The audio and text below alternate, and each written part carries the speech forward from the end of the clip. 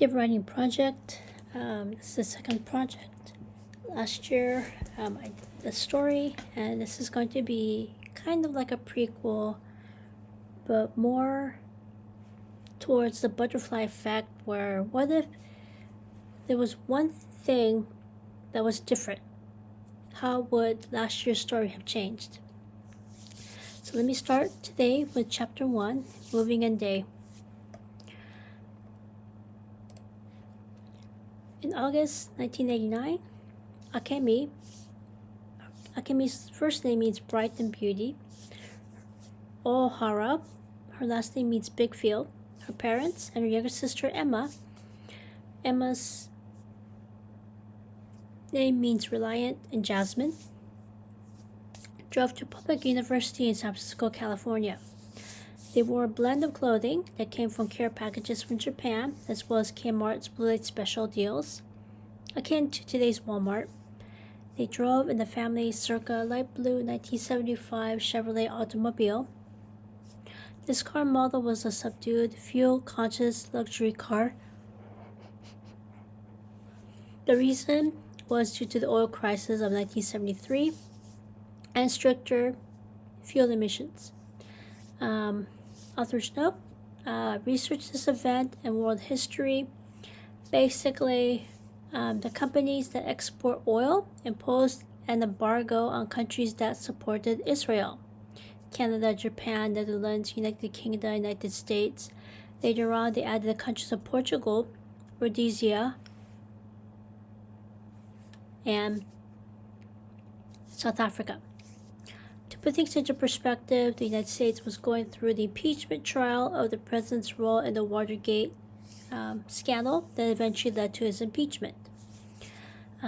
This car, the Chevrolet automobile, had the characteristic body-by-frame construction, V8 power, popularity of personal luxury such as the Monte Carlo. They had a compact and reliable option that was popular with commuters and offered a superb sport performance package. This particular university was located in the Lake Merced district. At Lake Merced Boulevard, they turned into a nearby parking lot. The residence hall Akemi was going to live in was 17 stories tall. The building was made with reinforced concrete and glass. From this building, students saw the city's skylines. It was also located near tennis courts. As soon as her father found a decent parking spot near the residence hall, they got out of the car. Akemi immediately got out her Hello Kitty backpack full of school supplies, 3-ring binder, stationery, stickers, school supplies, out of the car trunk.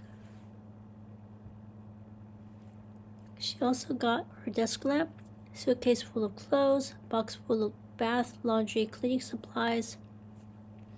After they checked in on the first floor, the residential assistant, who is an undergraduate student, lives rent-free in exchange with helping on-campus housing staff help students acclimate to the new living environment and mediate disputes between roommates, took them to her room.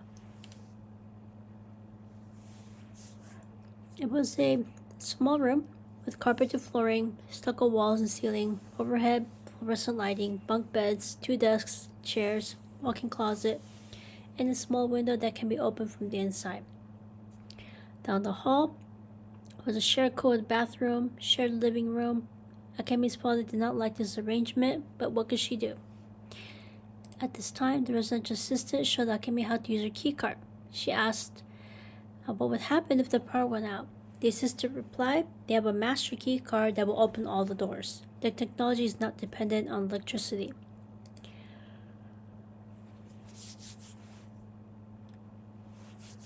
Akemi was in awe. Before this technology, before key cards, hotels, motels, etc. used physical keys. This did not protect Connie Francis from being assaulted in her motel room. As a result, back in 1975, a Norwegian engineer, Tor Sornes, invented the first recodable keycard lock system with 32 actual holes. By then, technology improved. Akemi's key card was a magnetic stripe card that can be deactivated and is more durable than the older punch cards. Author's note: today there are contactless wireless key cards that a guest can use to open and close doors with an app on their smartphone or a cloud-enabled lock system.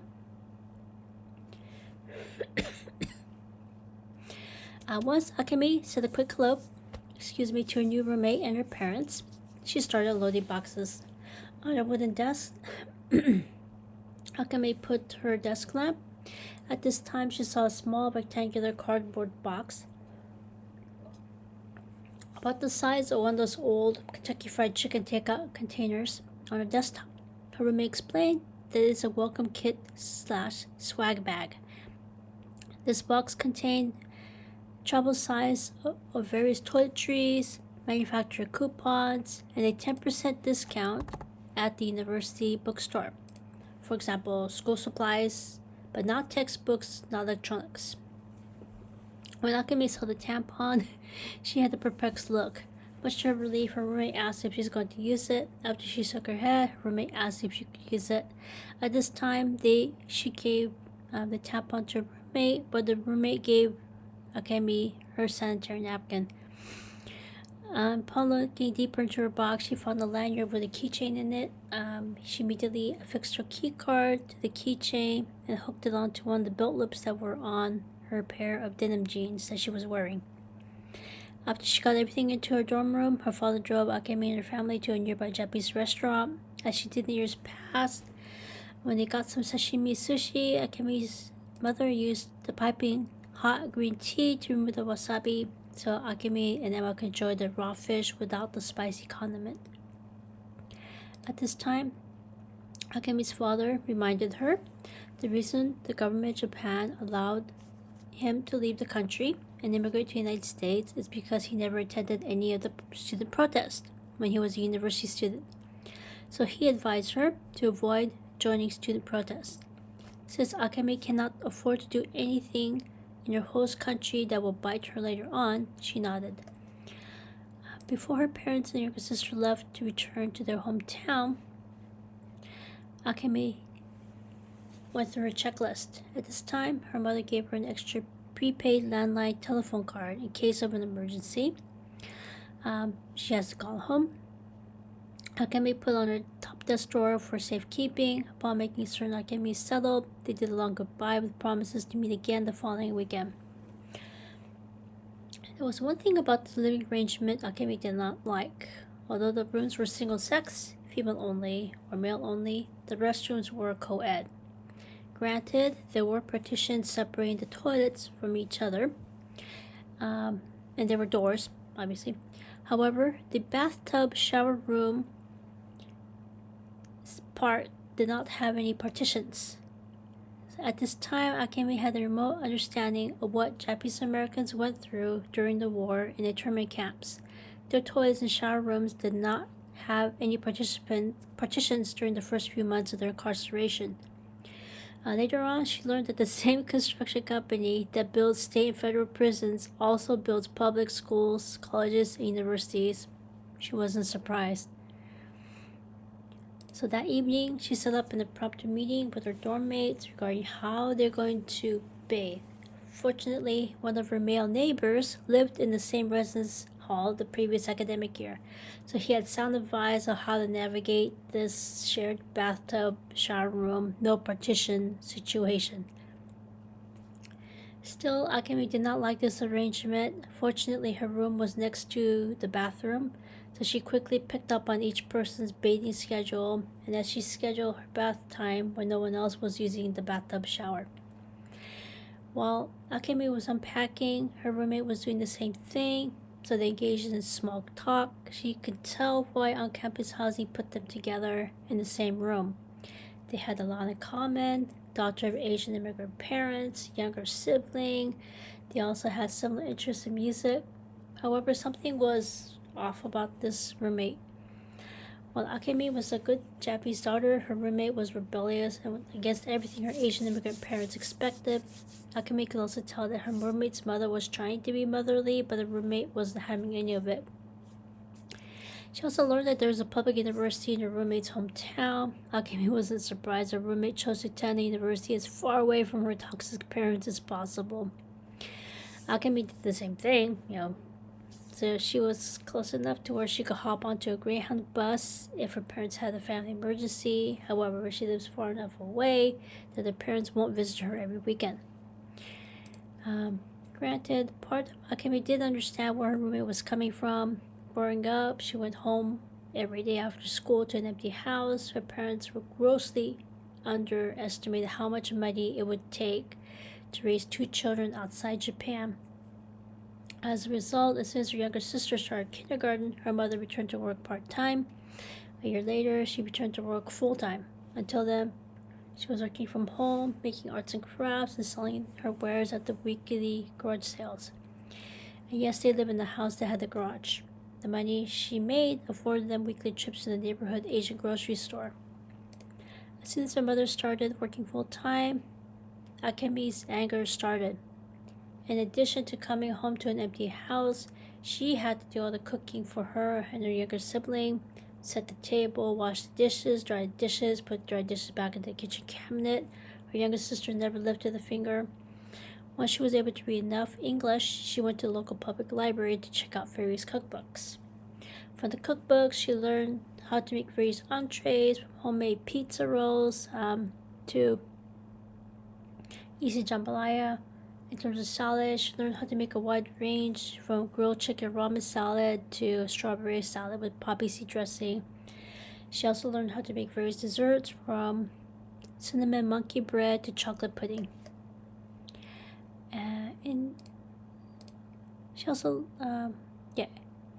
During the weekends, Akemi got a cloth pouch that contained cash, coins, and the shopping list from her mom and went grocery shopping. She took the Momachari bicycle with a basket in the front and rode to the nearest Alpha Beta grocery store. Although she resented having to go shopping, she did treat herself to 1 scoop of ice cream from the local thrifty pharmacy store and ate it before she returned home. At home, she gave the money pouch back to her mom and she put the groceries away: kitchen counter, cabinet, refrigerator, freezer. Although Akemi resented the fact that her parents didn't do any parenting, she did realize that actually made her stronger and independent from the beginning.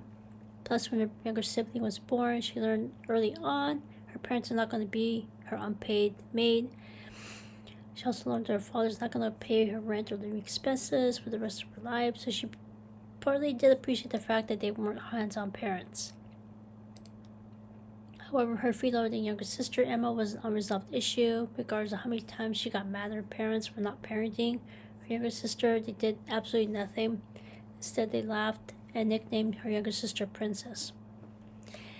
Back in 1989, Akemi and her university roommate will be sharing a room for the upcoming academic year. Akemi did more than her best to try to accommodate. When she learned that her roommate's birthday is October 17th, Akemi made a mental note to do something for her. When it was time for dinner, Akemi went downstairs to the dining hall. The dining hall was also made from reinforced concrete and glass windows. There were rectangular plastic picnic tables peppered throughout the dining room with plastic benches to sit on. The floor was linoleum for easy cleaning. The dining hall experience was foreign to Akemi. It was all you can eat. Akemi wasn't surprised that there's a significant amount of food that's wasted with this arrangement. To be honest, she would rather have a pay based on what you eat. For example, you weigh the salad, etc.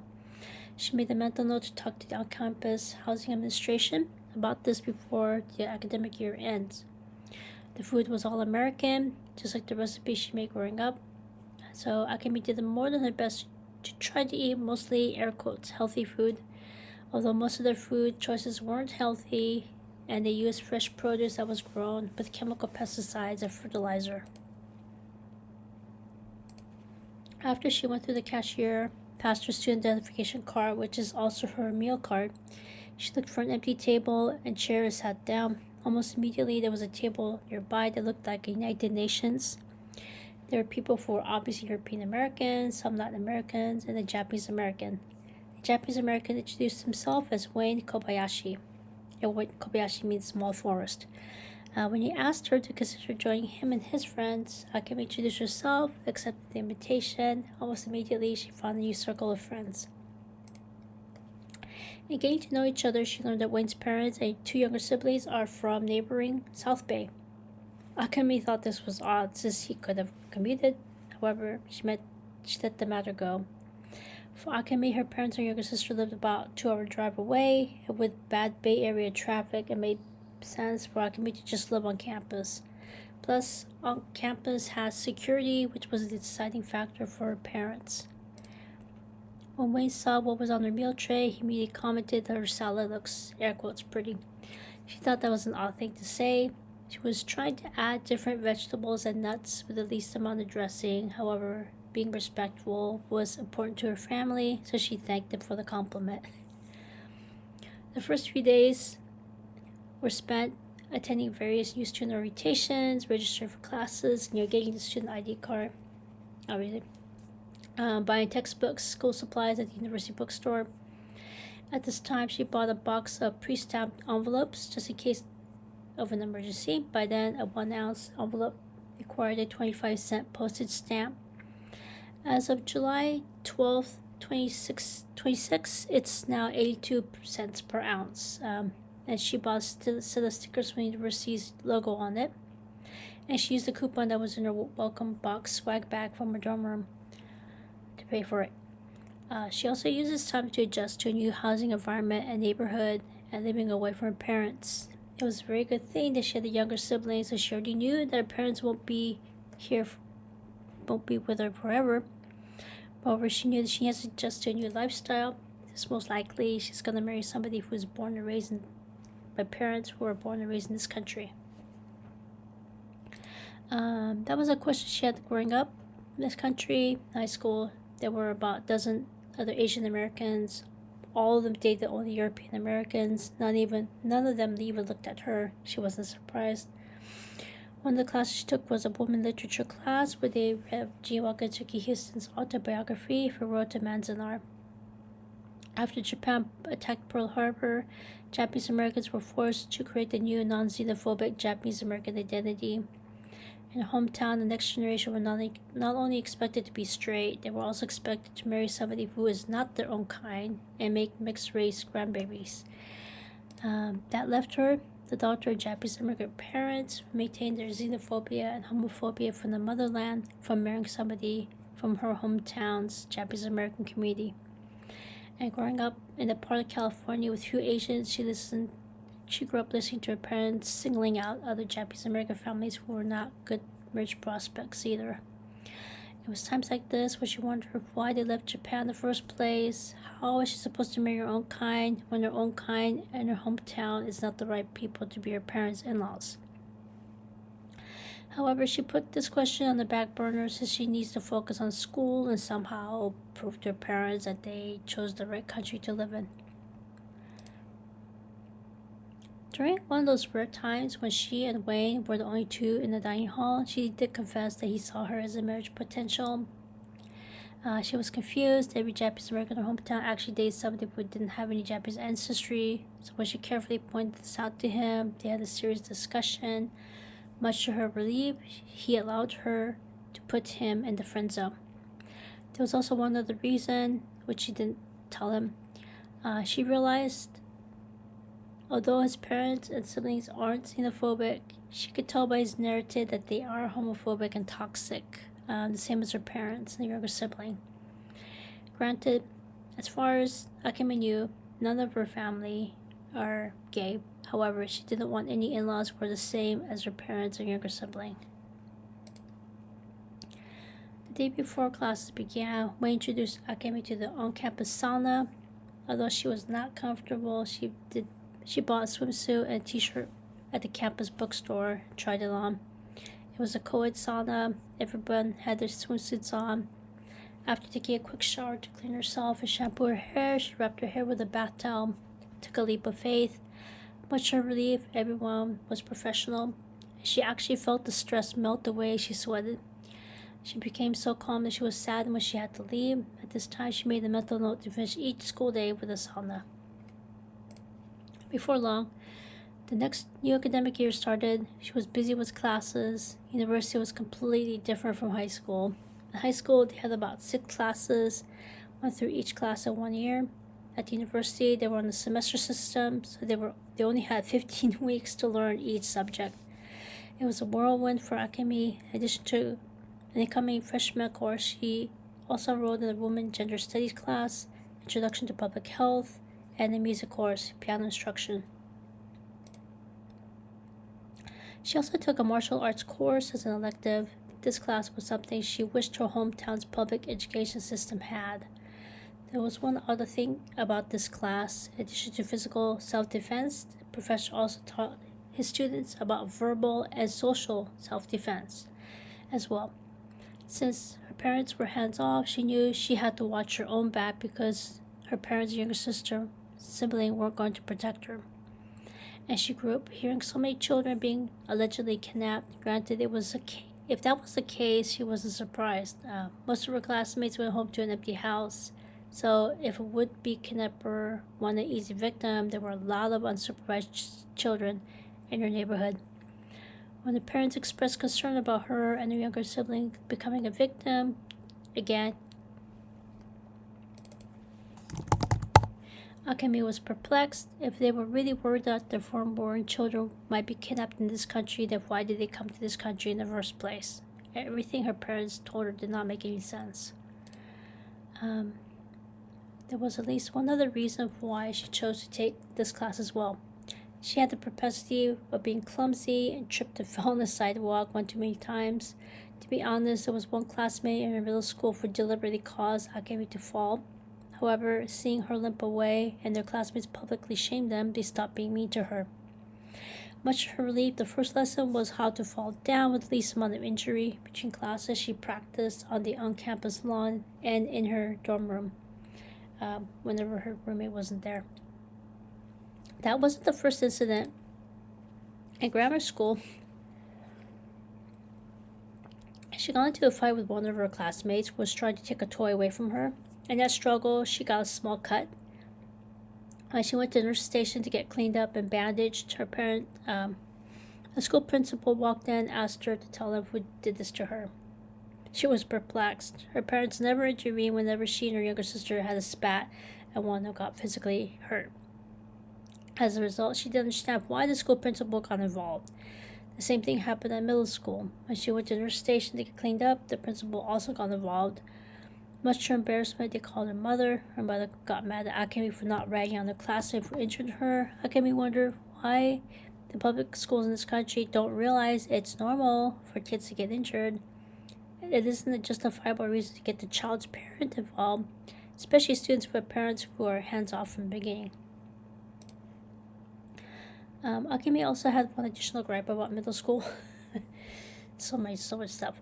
At the annual parent-teacher gathering, she saw a male teacher talk with some of the parents about the fact that their son refuses to publicly bathe with other male students. Granted, boys are, air quotes, stinky. However, the fact that some male students don't feel comfortable being naked in front of other boys was perplexing. The girls' locker room, full of naked girls, none of them batted an eye. However, since this happened, both years she was in middle school, she wondered why the school didn't remodel both restrooms to give all students privacy while they bathe after exercise class. Since she didn't understand why this was an issue with boys, she put on the back burner. At this time, she felt she was lucky that she had a sister rather than a brother. Speaking of her roommate at the university, she did notice one of her oddities. For some reason, each time her roommate was in the room, her roommate had to have the radio on. That alone would have been tolerable, except she didn't have any headphones. So Akemi was forced to listen to her roommate's music. Akemi kept quiet. Her mother was the same way. During the war, one of her mother's elder siblings died. Akemi surmised that maybe her roommate also had a death in the family. At this time, she made a mental note to get a fancy headphone for her birthday. Maybe her roommate might get the hint. Between classes, she went to other parts of campus. She spent most of her study time at the library. No one would listen to music without headphones there, obviously. So she did her homework, prepared for exams in the library's computer lab room. She typed her term papers there as well. She also spent time at the student health clinic. One of the requirements of all incoming students was to get an updated booster shot of MMR.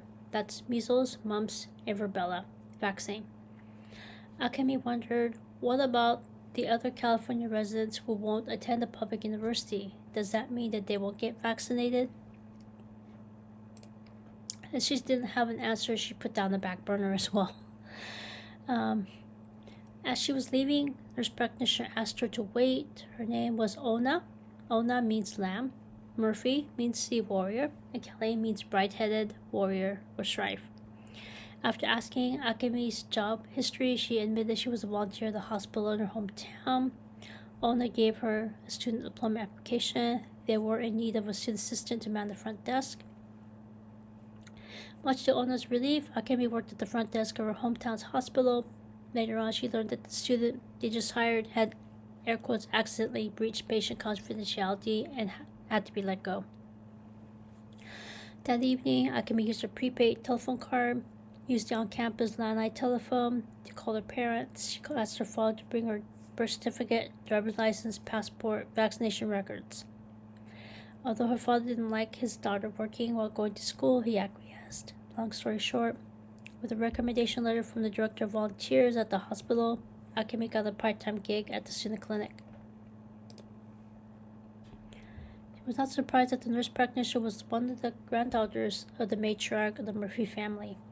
Everyone in the San Francisco Bay Area knew about them.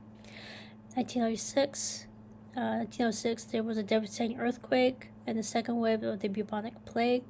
The matriarch lost all of her siblings, and her parents lost all of their siblings, nephews, and nieces as well. One generation earlier, part of the Murphy family moved out of New York City, settled in San Francisco. But in a strange family in New York City, they didn't have any family to help them. Fortunately, one bank did survive the fire, Bank of Italy, now Bank of America. All of the other vaults were too hot to touch from the burning wreckage. The owner of the bank used the honor system, gave money to help people rebuild their lives. The Murphy family is forever in their debt. Without this bank, they would have had an emotional collapse and wouldn't have survived the aftermath. A little over 8 decades later, one of the matriarch's granddaughters, Maria Mashing Murphy, married a man from New York City, Gavin Ewan Shaw, earlier that year. Although he's not Irish, his childhood friend is Scots-Irish. His childhood friend's name is Peter Alloway. Peter's maternal grandmother's maiden name was Murphy. During the nuptials in New York City, Peter took the matriarch to Ellis Island. They went through the paper records. They realized they had the Joseph and Mary Murphy in common. When the birth dates matched, the matriarch saw written proof that they are long-lost relatives. Not surprisingly, everybody was at Ellis Island at that time, wiped away tears of joy. The matriarch finally checked off the last item on her bucket list. The rest of her job is to marry off the last of her grandchildren. So they are a little bit homophobic and transphobic. However, Maria's mother is Cuban, who's half Chinese, half Irish, so they have a non-xenophobic white identity. It was families like this one where Akemi wondered what would happen to the Democratic Party. This was glaringly apparent in San Francisco. The party is divided between old-school Democrats who are a little bit racist, homophobic, and new-school Democrats who want everybody to be non-xenophobic, non-racist, non-homophobic. As a result, she wasn't surprised that some of the Democrats changed political parties. Most of them went Republican. One of them was the former president who signed the 1988 Civil Liberties Act, publicly apologizing to all Japanese Americans for wartime internment and offered partial reparations. He felt that the Democratic Party was leaning too far to the left, with big government policies, economic regulations that stifled individual freedom.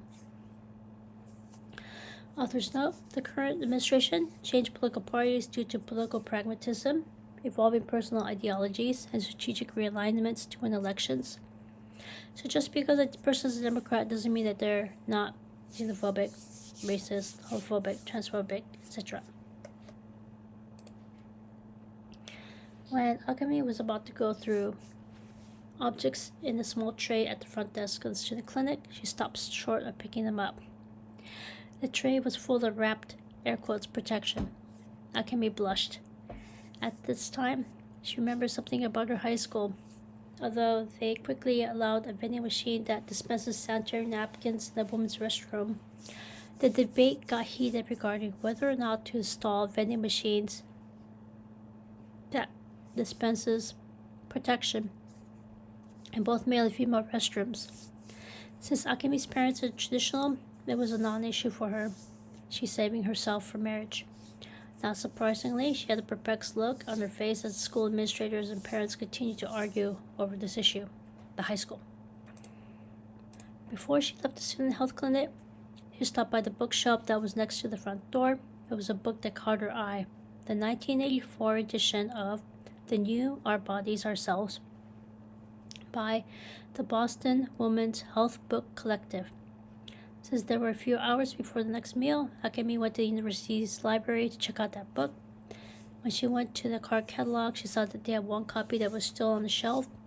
After she used her student identification card, she checked the book out. After looking at when she must return the book, she left the library. That evening after dinner, she took a shower. After she dried herself and returned to her room, she started reading that book. That Saturday, her parents and younger sibling visited her in San Francisco. I gave her the requested documents so she could start working on campus. After she got the job offer, completed new employee paperwork, she started working. After she got her first paycheck, she went to the local bank, opened a bank account. At that time, she put her documents in the bank's safety deposit box for safekeeping. She also did this because she knew her father would insist that he return the documents back to him. By putting them in the bank, she can stall by making excuses about why she can't follow his orders. The next day, Ona Murphy Kelly from the Student Health Clinic introduced Akemi to one of her nephews, Trey Murphy. Trey was also a student at the same public university. He was majoring in computer engineering. On the surface, he passed as white. However, one weekend she saw him with his parents and his two elder siblings. All of a sudden, she realized that Trey, as he preferred to be called, is part African American. This further confirmed that the Murphy family of San Francisco is not xenophobic, not racist, white identity. Akemi was in awe. Trey was the one who drove Akemi to the Catholic Church in the Mission District to help Mission District. This church was modeled after a Catholic church in Ireland. It was founded in 1851 to help immigrants from Ireland adjust to life in a new country. In the aftermath of the 1906 earthquake, it was rebuilt with Irish-themed stained glass. It also has a Tiffany glass piece of St. Patrick. At one point, it was known as the most Irish Catholic church in America. There, she met the rest of the Murphy clan. She met the matriarch. Akemi wasn't certain how to behave toward an Irish American. She did more than her best to treat her with the utmost respect and be on more than her best behavior. Her behavior seemed good enough because the matriarch invited Akemi to join them during their annual Thanksgiving gathering at the Murphy, a family-owned and operated hotel.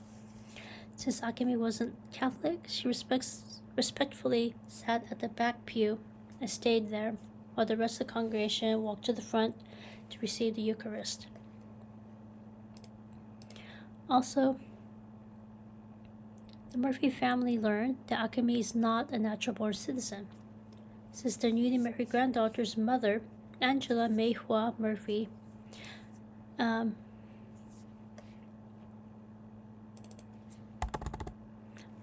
works at the Immigration Attorney's Office in the Manhattan District of New York City, they made arrangements to get the attorney to fly to San Francisco, help Akemi start the process to become a naturalized citizen.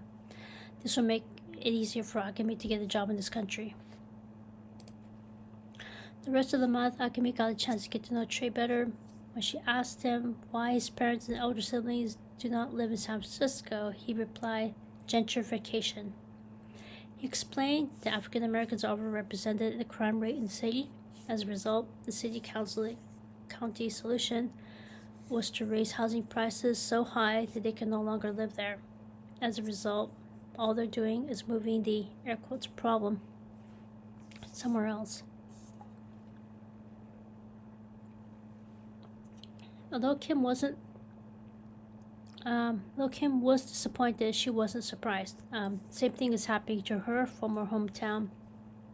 A single-family home that used to cost 75 grand now costs $250,000 with no effort by the local city council to institute rent control.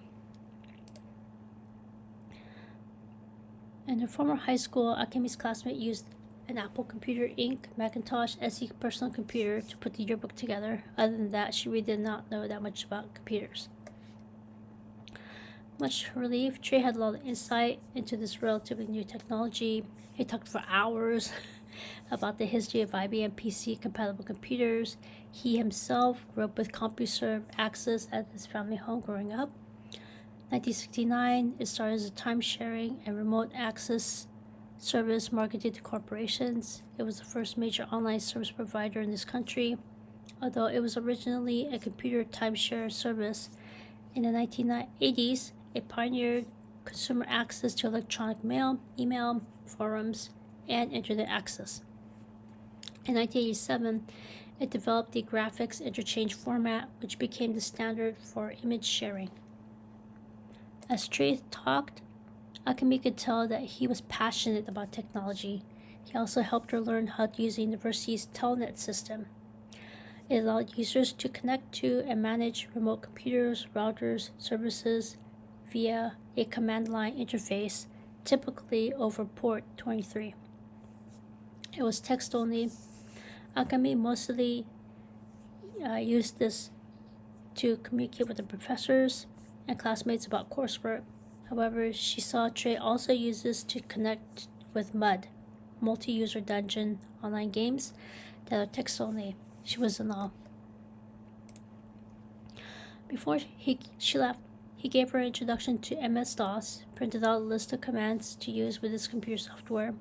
At this time, they agreed upon a set day, time, and place for them to meet for more lessons. Kim was in awe.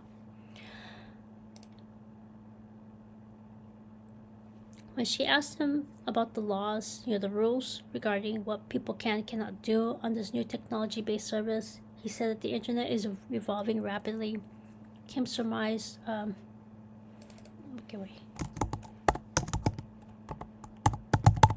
Akemi surmised that users must exercise restraint, make certain they apply street rules. He nodded. It made sense. The entire time they were growing up, they were mostly unsupervised, so they were on their own, learning things the hard way. Although she didn't like the fact that the internet looked like it was run in a similar fashion, she did more than her best to be as careful as possible. She spent most of her time in face-to-face interaction because she was much more comfortable when she used good old-fashioned conversation. In her spare time, she went to the university's library to learn as much as she can about the history of computers and the internet.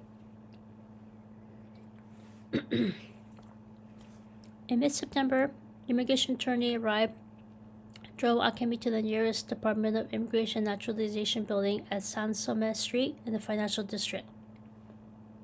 After 9/11, this was replaced by the Department of Homeland Security. Although we were promised that our freedom will be restored, it has yet to happen. Much to her relief, she spent her senior year in high school taking a U.S. history and government class, so she brought her schoolwork with her to the residence hall. So after cramming for the naturalization test, she passed it.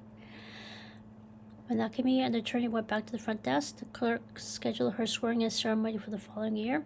Without missing a beat, the attorney asked her to talk with their manager. After a brief back and forth, the attorney was able to bump up the ceremony for October 17th. His reasoning was that on any day, about 10% of people will be no-shows, no calls.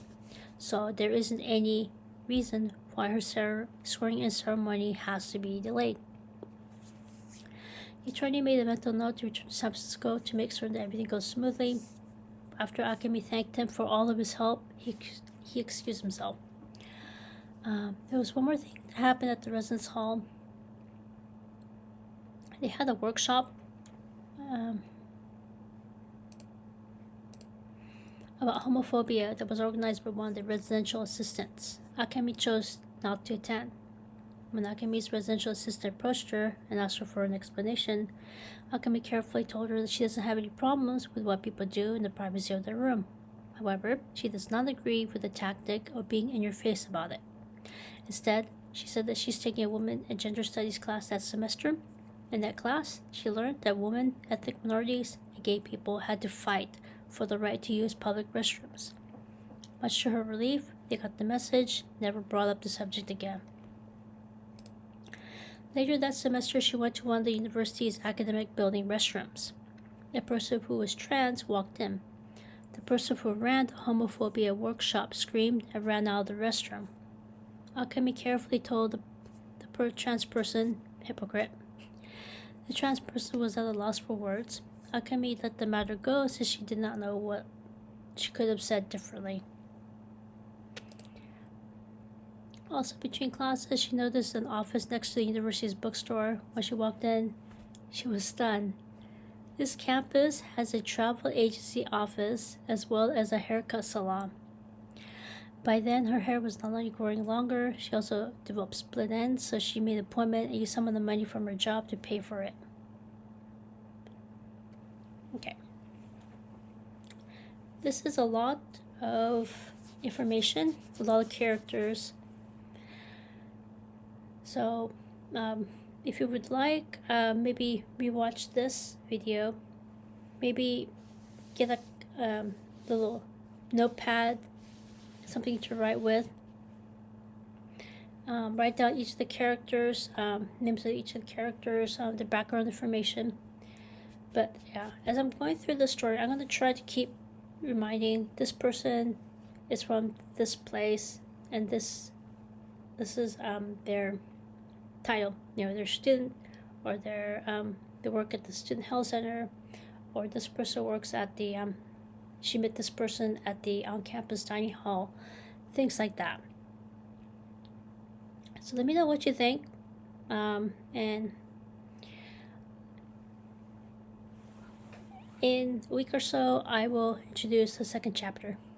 So take care. Hope you have a wonderful rest of the week. See ya.